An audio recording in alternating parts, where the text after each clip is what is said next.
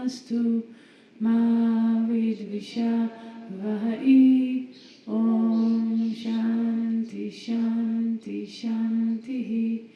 Om Peace Peace Peace. Om Bolo Sadguru Sivananda Maharaj Ki Jai. Om Bolo Swami Vishnu Devananda Maharaj Ki Jai. Om Namah Shivaya. Good morning.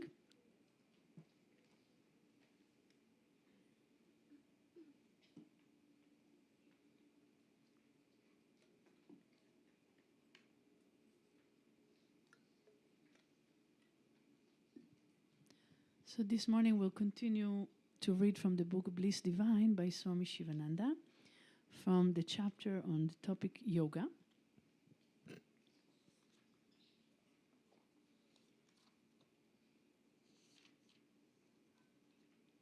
So we'll continue from where we left off 2 days ago.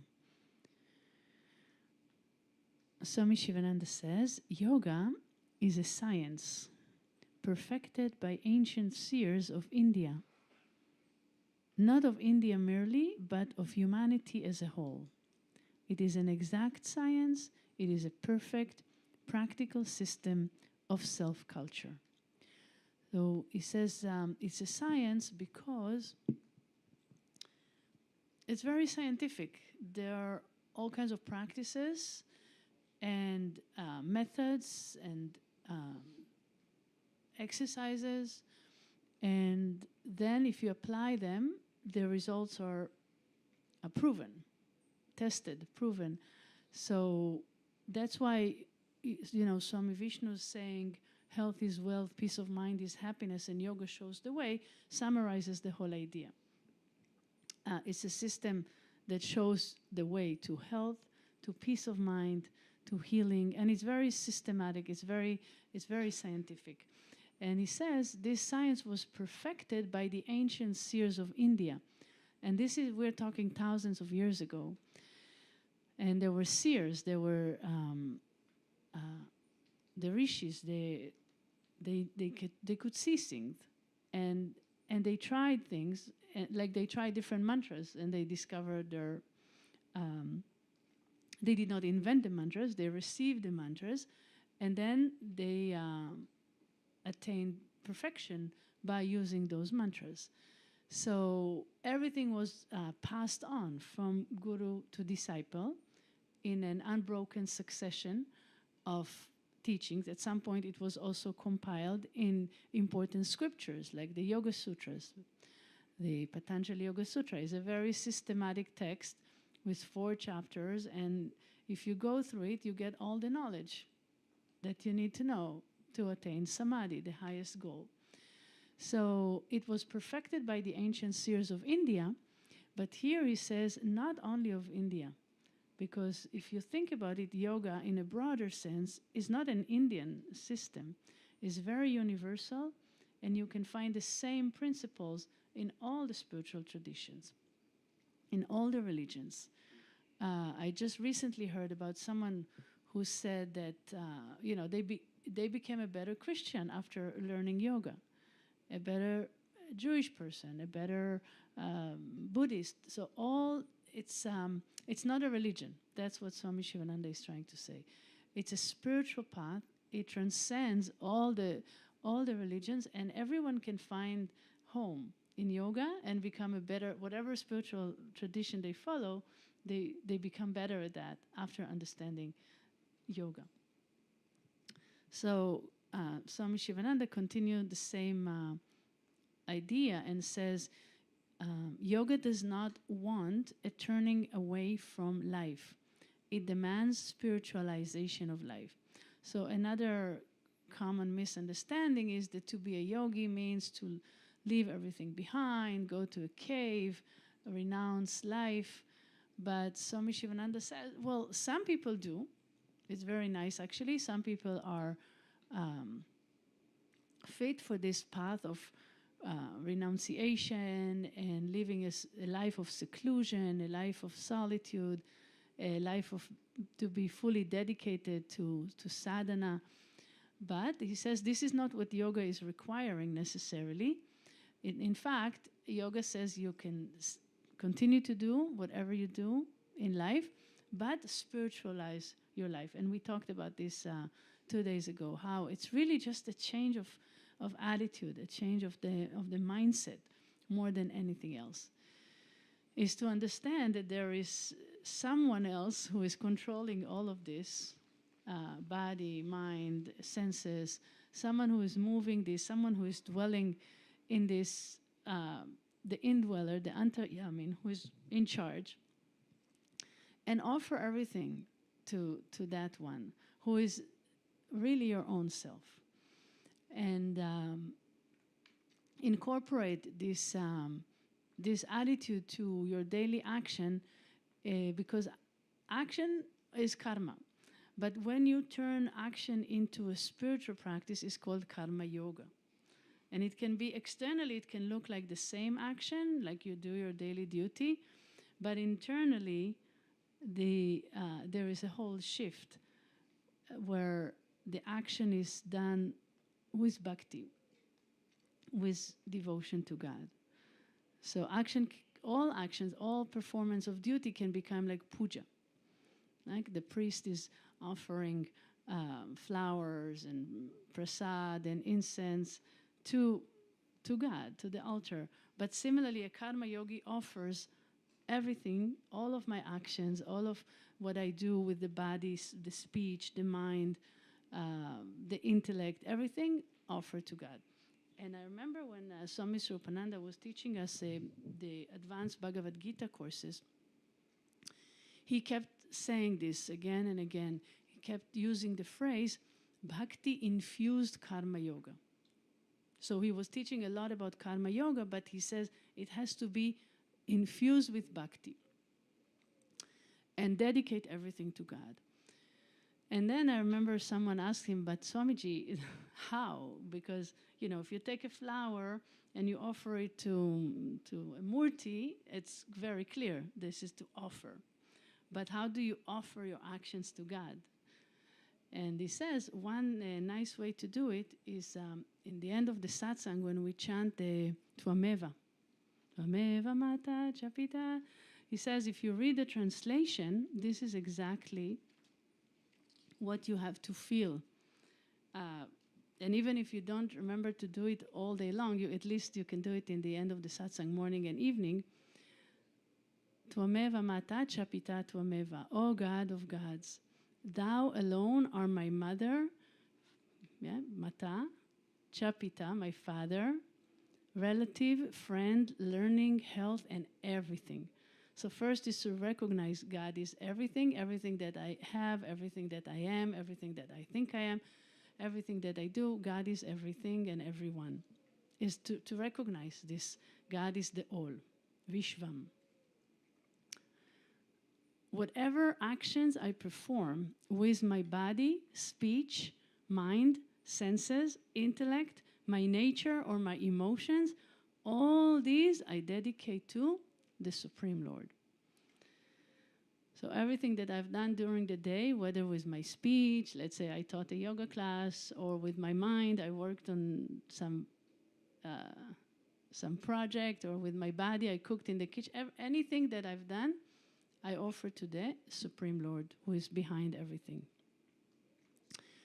And then, after we sing this Tvameva, we sing this verse from the 18th chapter of the Gita, verse 66, Sarva dharman parityaja mamekam sharanam vraja aham tva sarva papebhyo moksha isha mimasucha. So this is the culmination of all the teachings of the Gita, when Krishna is telling Arjuna, abandoning all duties. After he was telling him throughout the 18 chapters about do your duty, O Arjuna, then in the end he's saying, forget about all your ideas about dharma and all of this. Just take refuge in me alone. And so me, of course, is Krishna. But in the Gita, it's very interesting that many times Krishna says, I, me, surrender to me, offer to me. But the commentators say that in the first 6 chapters, when he say me, I, he means to, Krishna is the Guru. And then in the middle 6 chapters, each time he says I, me, is Krishna is Ishvara, the Lord, the Supreme Being. And in the last 6 chapters, when you say me, is the Atman. Krishna is the Atman. So here when he says take refuge in me alone, here he means in the Atman, in the self. So forget about all of your identification with the body and the mind, and I have this duty and that duty because I'm this or that, I'm a man, I'm a woman, I'm a Brahman, I'm a Kshatriya, I'm this. Take refuge in the Atman that is none of these, none of these characteristics that are connected to the body and the mind, not to the pure consciousness that you are. Take refuge in that alone. I will liberate you from all sins. If you do that, then you're free from all karma, from all bondage, from all ignorance and suffering and pain. This is called moksha. So therefore he says, moksha isha mimasucha. I will give you moksha, freedom, bliss, liberation. Grieve not, mimasucha, worry not. And why is the culmination of the Gita? Because the Gita started in the first chapter, is called the Yoga of Arjuna's Grief. And Krishna as the guru is like the doctor. He has to diagnose where is this grief coming from? What is the disease? It's samsara. And then he has to prescribe the remedy. The cause of the disease is the spiritual ignorance. The remedy is the knowledge of the self, which he's been teaching him throughout the 18 chapters to get him out of this state of grief and delusion and ignorance. And in the end, after all these very beautiful 18 chapters, moksha isha mimasucha. I will give you moksha, grieve not. This is a very nice conclusion. And we sing it every satsang in the end, right? So the idea is, even if during the day you forget, then at least in the end of the satsang, when we stand and we sing the Tvameva, is called the song of dedication. So you dedicate everything to God, and then moksha isha mimasucha. Then you remember the goal of life, which is moksha. So this is why Swami Sivananda says yoga does not require necessarily to leave everything and go to a cave, because this practice you can do all the time. When you are doing your work, when you take care of your daily duties, whatever you need to do, you can always do that. Yoga is primarily a way of life, not something which is divorced from life.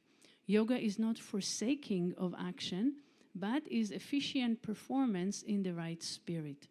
Yoga is not running away from home and human habitation, but a process of molding one's attitude to home and society with a new understanding. So this is a summary of what we were just saying. And then we'll read just one more paragraph. He says, yoga is for all. Yoga is universal. It is not a sectarian affair. It is a way to God and not a creed.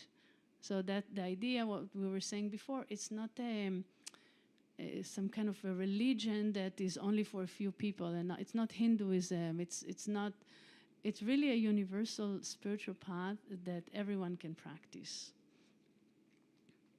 I remember people were asking Swami Rupananda, but I'm coming from a religious family, a Christian family, a Jewish family, whatever, and what am I going to tell my parents? And he was saying, well, is asana Christian or Jewish? No. Breathing, what about breathing? Is it a specific religion? What about concentrating? What about eating healthy food? So if you follow the 5 points of yoga, proper exercise, proper breathing, proper relaxation, proper diet, positive thinking and meditation, there is nothing Hindu about it. It's really, it's very, very universal. The practice of yoga is not opposed to any religion or any sacred church. It is purely spiritual and universal. It does not contradict anyone's sincere faith. To be a yogin means to abide continuously in God and to live at peace with men. Yoga is union with God. Yoga is union with all. God dwells in all. And someone says, what if I'm atheist? I don't believe in God. Is yoga for me? The answer is absolutely yes. Because like when the Dalai Lama was asked, do you believe in God? You know, because they say Buddhists, they don't believe in the creator. And there was a conference with Buddhist leaders and Christian leaders, and some journalist was trying to kind of tease him and you know, put him on the spot. And he said, and the Dalai Lama answered and said, they, meaning the other religious spiritual leaders, they say God is love. If God is love, I believe in God. So he gave a very nice answer. But whether you believe in love, you believe in guru, you believe in the self, you believe that you exist, it doesn't matter how you call it, that is what yoga means when we say yoga is union with God. You can say union with the self, union with the supreme power, union with love, etc. So yoga is universal and highly recommended. Om Tat Sat. Om, Om, Om. Shanti, Shanti, Shanti. Om, peace, peace, peace. Om Bolo Sadguru Sivananda Maharaj Ki Jai. Om Bolo Swami Vishnu Devananda Maharaj Ki Jai.